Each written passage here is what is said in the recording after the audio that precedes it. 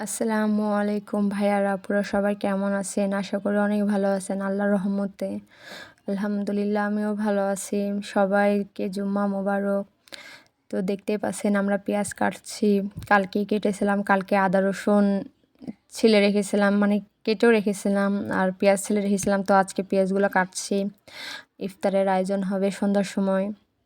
তো কেটে রাখছি। এদিকে দেখেন আমার মেয়ে কত দুষ্টুমি করছে, কাজ বাড়াচ্ছে আবার কাজ কমাচ্ছেও, দুটাই করছে।